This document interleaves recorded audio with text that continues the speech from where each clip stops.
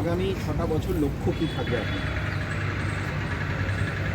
দেখুন, আমাদের একটা নির্দিষ্ট কর্মসূচি আছে, বিকশিত ভারত 2047-এ ভারতবর্ষকে পৃথিবীর সবচেয়ে গৌরবশালী রাষ্ট্রে পরিণত করা।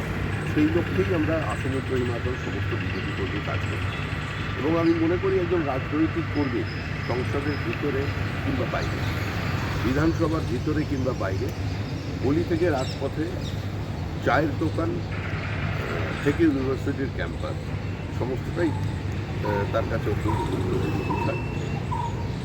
বিশেষ করে পশ্চিমবঙ্গের মানুষ যখন আমাদের সেই শক্তি দিয়েছে যে পশ্চিমবঙ্গ থেকে আমাদের রাজ্যসভায় পাঠানোর ক্ষমতা হয়েছে, তো স্বাভাবিকভাবেই পশ্চিমবঙ্গের একটা প্রাথমিকতা থাকবে।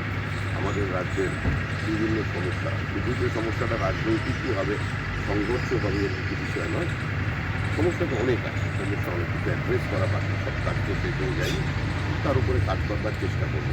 পার্টি দায়িত্ব যখন দিয়েছেন তখন সেটা যতটা পালন করতে পারি কাজ করে।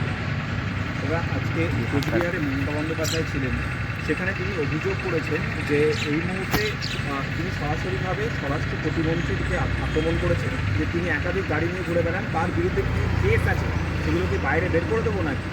এবং তিনি বলছেন তার আসামে যোগাযোগ আছে নিষিদ্ধ সংগঠনের সঙ্গে এই অভিযোগ তিনি করছেন।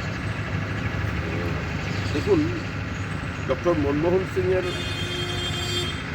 আনঅফিসিয়ালি বারণ করার পরেও মুজিব সঙ্গে সম্পর্কিত সিমির প্রতিষ্ঠাতা সভাপতি ইমরানকে তিনি রাজ্যসভায় পাঠিয়েছিলেন। পশ্চিমবঙ্গে 2011 সালে কাদের সঙ্গে তৃণমূল কংগ্রেসের যোগ ছিল এবং আজও কাদের সঙ্গে আছে, এটা পশ্চিমবঙ্গের যে কোনো রাজনৈতিক কর্মী জানেন, মানুষ এটার সম্পর্কে বক্তব্য দেন। নিশীথ প্রামাণিক যখন তৃণমূল কংগ্রেসে ছিলেন তখন তার বিরুদ্ধে মামলা ছিল, এটা মমতা বন্দ্যোপাধ্যায় আমাদের মাননীয় মুখ্যমন্ত্রী বক্তব্য, তখন উনি ব্যবস্থা নেননি কেন? যে কোনো অপরাধী যখন তৃণমূল কংগ্রেসে থাকে তখন সে সম্পূর্ণভাবেই তৃণমূলের ছত্রছায়া থেকে, তার বিরুদ্ধে কোনো ব্যবস্থা হবে না। তৃণমূল ছাড়লেই সে গদ্দার, অপরাধী, সমাজবিরোধী, দেশবিরোধী, এগুলো শুনে শুনে পশ্চিমবঙ্গের মানুষ ক্লান্ত হয়ে গেছে। মানুষের জবাব ঠিক সময় দিয়ে দেবে। দীর্ঘ পথ অতিক্রম করে মমতা বন্দ্যোপাধ্যায় ক্লান্ত, পরিশ্রান্ত, তাকে বিশ্রাম দেওয়ার জন্য ভালোবেসে পশ্চিমবঙ্গের মানুষের যেটা করার এবার করবে। নিশীথ প্রামাণিক সম্বন্ধে তিনি বলছেন যে তাদের দল থেকে বাতিল হওয়া নেতা, তাকে তারা বাদ দিয়ে দিয়েছেন, বহিষ্কার করেছেন, আপনারা তাকে মাথায় তুলে নিচ্ছেন। দেখুন, বহু তৃণমূল কংগ্রেসের নেতা কর্মী তৃণমূলের বিরুদ্ধে বিদ্রোহ করছে। তৃণমূলের স্বেচ্ছাচারিতা, প্রাতিষ্ঠানিক লুট, দুর্নীতি, গণতান্ত্রিক ব্যবস্থাকে ধ্বংস করা, সমান্তরাল প্রশাসন চালানো, সরকারের বাইরে থেকে আরেকটা সরকার পরিচালনা করা, অনেকে বিদ্রোহ করে দল ছাড়ছেন। যারা ছাড়ছেন তাদেরই উনি বলছেন রিজেক্ট, যারা ছেড়ে চলে যান তাদের উনি বলেন গদ্দার, আর তারপরে আবার তাদেরই দলে নিয়ে যান, তখন তারা গদাধর হয়ে যায়। এই যে গদ্দার থেকে গদাধর, আবার গদাধর থেকে গদ্দার, এটা তো বাংলার মানুষ দেখেছে। তো এইগুলো আর মনে হয় কোনো জনমনে দাগ কাটতে পারে না। তিনি কোচবিহারে দেবাশিস ধর প্রসঙ্গ আজকে তিনি বলেছেন যে দেবাশিস ধরের হাতে শীতল কিছু রক্ত লেগে আছে, তাকেও বিজেপি এবার প্রার্থী করলো।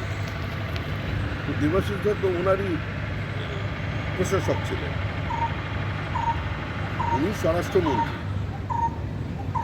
সেখানে কেন্দ্রীয় বাহিনীর পরিস্থিতির বাধ্যবাধকতায় গুলি চালিয়েছিল, 4 জন মারা গেছে, যেটা কাঙ্ক্ষিত ছিল না, অনভিপ্রেত। কোন পরিস্থিতিতে গুলি চালাতে হয়েছিল সেটাও মানুষ জানে। তো দেবাশিস ধরের হাতে রক্ত লেগে আছে তিনি এসপি ছিলেন বলে, আর যিনি স্বরাষ্ট্রমন্ত্রী ছিলেন মমতা বন্দ্যোপাধ্যায়, তার হাতে চন্দন লেগে আছে, এটা হতে পারে কোনোদিন?